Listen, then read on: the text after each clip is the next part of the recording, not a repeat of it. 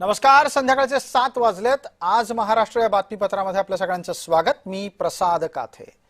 पहिली बातमी आहे ती उद्धव ठाकरे यांच्या उद्वेगाची। उद्धव ठाकरे प्रचंड उद्विग्न आहेत, कारण पुन्हा एकदा त्यांचा पक्ष फुटतोय अशी बातमी त्यांच्यापर्यंत पोहोचली आहे आणि म्हणून ज्यांना जायचंय त्यांनी खुशाल जा असं वक्तव्य उद्धव ठाकरेंनी परत एकदा केलंय। एकनाथ शिंदे यांनी स्वतंत्र भूमिका मांडल्याच्या नंतरही उद्धव ठाकरे तेच वाक्य उच्चारताना आपण ऐकलं होतं।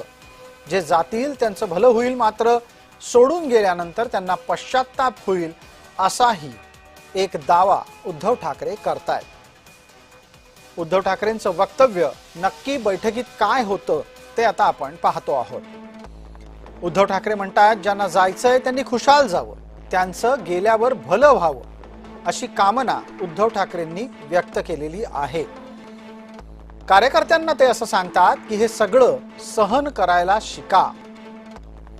आजचा दिवस हा आपला नाही, उद्या मात्र आपला दिवस नक्की येईल। साथ सोडून गेलेल्यांना पश्चात्ताप होईल असा आशावाद उद्धव ठाकरेंनी व्यक्त केलाय।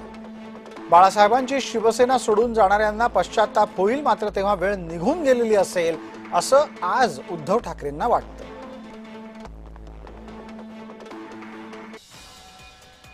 दरम्यान या सगळ्या प्रकरणावर आदित्य ठाकरे यांनी एक वेगळी भूमिका मांडली आहे। काय म्हणतात आदित्य ठाकरे, ऐका। एक तृणमूल काँग्रेसबद्दल पाहिलं असेल, 20 खासदारांनी वेगळा गट फॉर्म करण्याचा प्रयत्न केलेला। ही सगळी एहसान फरामोश लोक आहेत। जिंकले ममता दिदींच्या नावावर आणि आता लगेच सरकार बदलतं टुपुक टुपुक उड्या मारून पळतायत। एक महत्वाची गोष्ट आहे की आमची केस जवळपास आता 4-4.5 वर्ष चालू आहे। राष्ट्रवादी काँग्रेसची देखील केस तेवढेच वर्ष चालू आहे। तसं पाहायला गेलं तर संविधानामध्ये ही खूप मोठी तरतूद आहे, मोठी घटना आहे की एखाद्या पक्षाचं फुटून चोरून कोणीतरी ते नाव चोरू शकतं, निवडणूक आयोग त्यांना सिंबल देखील देऊ शकतं। ही खूप मोठी गोष्ट। आता उद्धव ठाकरेंचे खासदार नाराज आहेत आणि त्यांनी वेगळा मार्ग चोखायचा ठरवलं, तर या मार्गाच्या अनुषंगानं ते कुठवर जातील ते पाहायला हवं। नाराजांना भूमिका स्पष्ट करावी लागेल। नाराजांना सांगावं लागेल की ते काय करणार आहेत। वेगळा गट स्थापन करणार आहेत का शिवसेनेमध्ये सामील होणार आहेत, हे सुद्धा नाराजांना सांगावं लागेल। सध्या तरी घटनात्मक तरतुदींनुसार त्यांना विलीन होण्याशिवाय दुसरा पर्याय नाही। नाराज यामुळे शिवसेनेमध्ये सामील होऊ शकतात आणि जर शिवसेनेत व्हायचं नसेल तर त्यांच्यासाठी nationalist citizen party of India हा एक नवा त्रिपुरातला पक्ष पर्याय म्हणून उपलब्ध आहे। 2022 मध्ये आपल्यासोबत जे झालं, आपल्याला ते पुन्हा ऑपरेशन टायगरची अरे ऐका ना, आता हे operation tiger, operation lotus, operation leopard, operation monkey जे काय करायचं ना, ह्याच्यात मला जायचं नाहीये। अफवांवर मी विश्वास ठेवत नाही। थोडं वेगळं होतं। माझं उत्तर हेच राहणार। या सगळ्या चर्चेसाठी अधिक माहिती जाणून घेण्यासाठी आपल्या सोबत आमच्या प्रतिनिधी ज्योत्स्ना गंगणे जोडल्या गेलेल्या आहेत।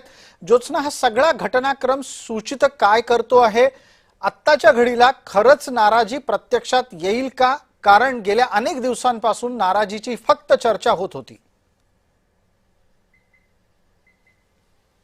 अगदी बरोबर आहे, पण आपण हे पण बघितलं पाहिजे की पक्षातील नाराज खासदारांचं टायमिंग जर लक्षात घेतलं तर एका बाजूला पश्चिम बंगालमध्ये जो आहे तो पक्ष फुटतो ममता बॅनर्जीचा आणि त्यांच्यातले नाराज खासदार, नाराज त्यांचे नेते जे आहेत ते वेगळे एक गट स्थापन करतात। त्याच्यानंतर महाराष्ट्रातला सर्वाधिक खासदार असलेले जे आहेत ते 2 विरोधी पक्ष, ते म्हणजे उद्धव ठाकरे यांची शिवसेना आणि त्याचबरोबर पक्ष जो आहे राष्ट्रवादीचा शरद पवारांचा, त्यांच्याकडे 8 खासदार आहेत आणि उद्धव ठाकरेंकडे 9 खासदार आहे।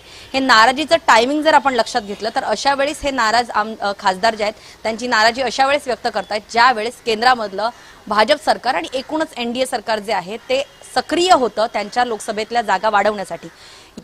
त्यामुळे सध्याच्या राजकारणाचं एकूणच पार्श्वभूमी पाहता बेभरवशी आहे की कधी एकदा हे नाराज गट जो आहे तो अचानकपणे जो उद्धव ठाकरे यांचा जो गट आहे नाराज असल्या, जो आत्ता समोर येतोय की आम्ही नाराज आहोत, पण यांच्या भेटीगाठी आधीपासून सुरू होत्या की एकनाथ शिंदेसोबत, तर त्यांच्या भेटीगाठी आधीपासून सुरू होत्या। त्यामुळे ऑपरेशन टायगर किंवा कुठलंही ऑपरेशन जे सुरू असेल तर त्यामुळे फक्त उद्धव ठाकरेच नव्हे तर शरद पवार यांना सुद्धा येत्या काळात धक्का बसण्याची शक्यता आहे। बिलकुल, आपण बातमीत आणखीन एक बातमी दिली, त्याचाही आपण नंतर पाठपुरावा करू। तुर्तास धन्यवाद।